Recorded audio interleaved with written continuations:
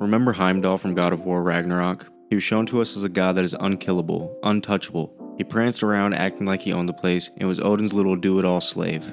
He has many abilities that most gods have, like increased strength and durability. But what makes him stand out and what makes him untouchable is his foresight ability.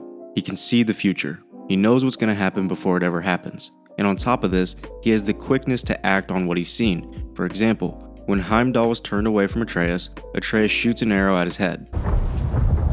Great.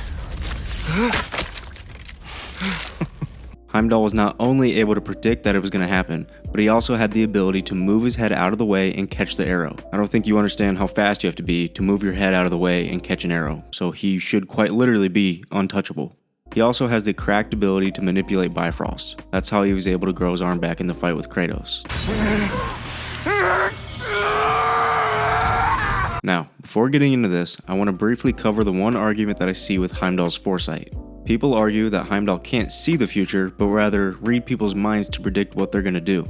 To my knowledge and my research that I've done, this is untrue. He can do both. He can read minds as well as literally see the future. That's what foresight is. But either way, it doesn't really matter. Whether he has one of those abilities or both, he should be untouchable nonetheless. Before this fight happens, Kratos and the gang knew that Heimdall was going to be a tough cookie to crack, so they went and got the spear that was crafted specifically for Heimdall. I knew the writers were going to pull some strings as soon as I got this spear, because there's no way it's going to help with a god who has foresight, but whatever. Let's jump to their fight.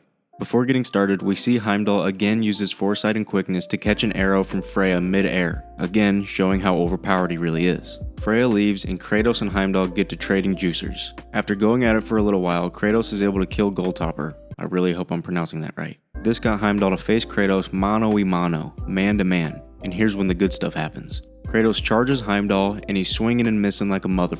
You know why? Because Heimdall has foresight and has the ability to act on it and get out of the way quick enough. With,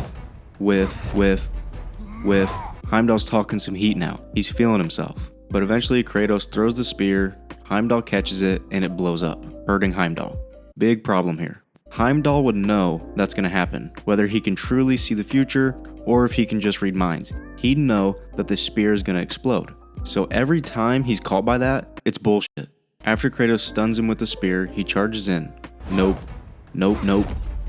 Definitely not. He still has Kratos looking stupid.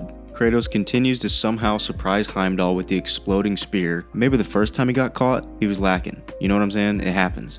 But to do it multiple times after is complete BS. Even without foresight, you would know that Kratos is going to throw the spear and the spear is going to explode. So don't catch it or just move out of the way. Nope. You're slow. Block. Weave. He's got Kratos catching wind yet again. Eventually, Kratos is able to stun him again. You actually hit me! Are you serious? It doesn't matter if Kratos was able to catch on to Heimdall's movements or any of that. If he has foresight, then he would know that Kratos was going to grab his arm and then throw the right hand. So he would have either ducked the right hand or never got his arm grabbed with the left. But either way, Kratos hitting him here was BS. The fight goes on for a little while longer, and Heimdall's feathers get more and more ruffled each time he's stunned or hit. This throws him off his game a good bit. But let's get to the juicier stuff. Fuck! That's all this is! Let's stop it right there. He would have known that Kratos was going to stab his arm. We've seen time and time again that he can evade this, but he chooses not to. At this point though, you could argue that he's riled up, off his gourd and not thinking straight, and that's how he was able to be stabbed, and I agree.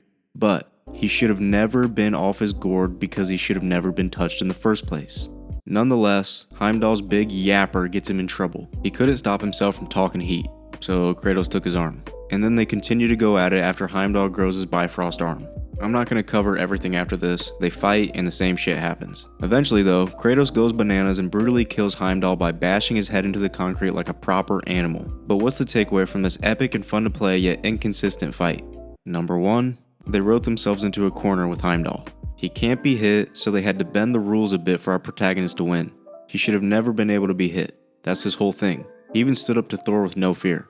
Thor, the same guy who killed Kratos and brought him back to life just to smack him around a little bit longer, which is insane. Yes, Heimdall did walk away, but that doesn't really mean anything. That doesn't mean he thought he'd lose to Thor. Number 2, the spear. The one way to hit Heimdall would be to throw as much at him that he can't move out of the way of the danger. Yes, he can see it coming, but if you throw 100 spears and blow them up at once, Heimdall wouldn't be able to move out of the way even with his foresight. That's what I personally think they should have done to make Kratos winning make sense while keeping Heimdall's power consistent, but instead they thought it'd be a bright idea for one spear to blow up and stun him and then it goes downhill from there. I just don't find that consistent at all. But let me know what you guys think. Did the writers pull some strings in this fight, or does it make sense to you? Let me know in the comments. If you guys enjoyed this video, then hit the subscribe, like, and share button. Let me know your thoughts on this in the comments, and also let me know what videos you guys want to see next. But that's all I have for you guys today, so I'll see you in the next one.